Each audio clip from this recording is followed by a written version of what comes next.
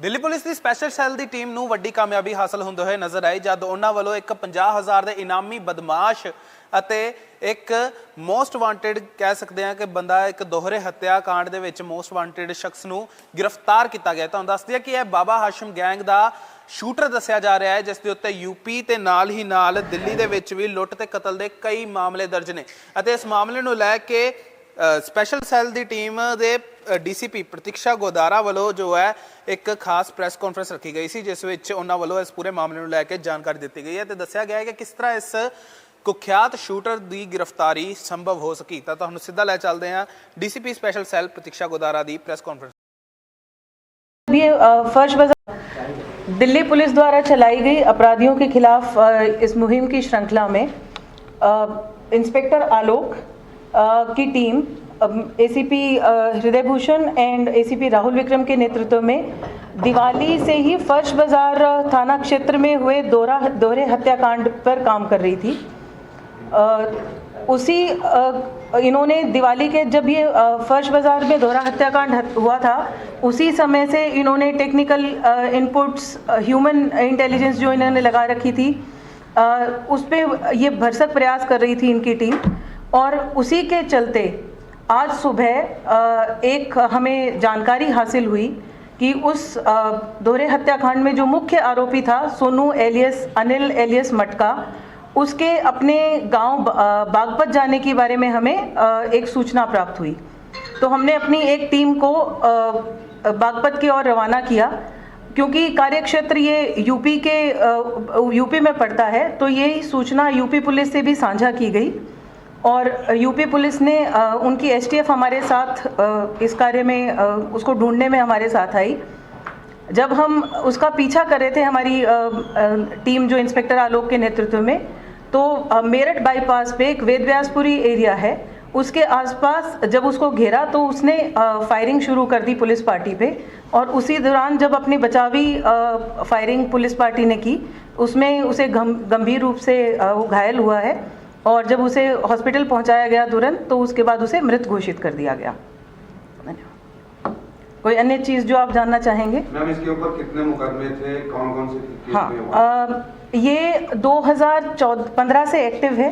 2015 से इस पे लगभग 6 जघन्य अपराधों के मुकदमे हैं जो रॉबरी के मुकदमे हैं और हत्या के मुकदमे इस पे हैं।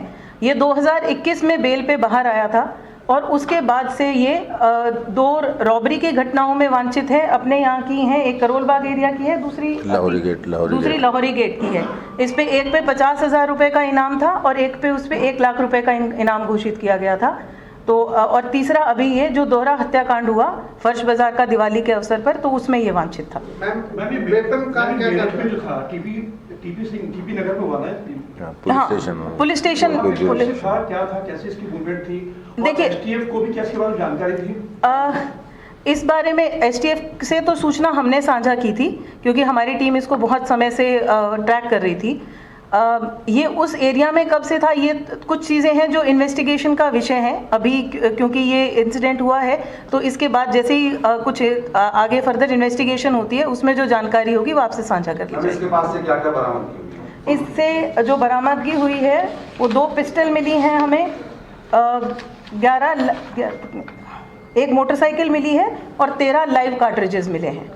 हम क्या ये हाशिम बाबा गैंग से जुड़ा हुआ था और एक जो गैंगस्टर विदेश में बैठा हुआ है उसके साथ इसका क्या लिंक था? क्या उनके कहने पर भी इसने किसी वारदात को यहाँ अंजाम दिया था? देखिए जो शुरू की इसकी गतिविधियां थी जब ये जब इसने क्राइम वर्ल्ड में एंटर किया तो ये हाशिम बाबा से जुड़ा हुआ था परंतु जो अभी की हमारी जानकारी है उसके हिसाब से राशिद केबल वाला है बाहर जो बैठा हुआ है उसके कहने पर इसने जो मर्डर किया है फर्श बाजार के वो उसके कहने पर वन ऑफ द रीजंस वो ये था। उसके पीछे की डबल मर्डर के पीछे की वजह क्या है?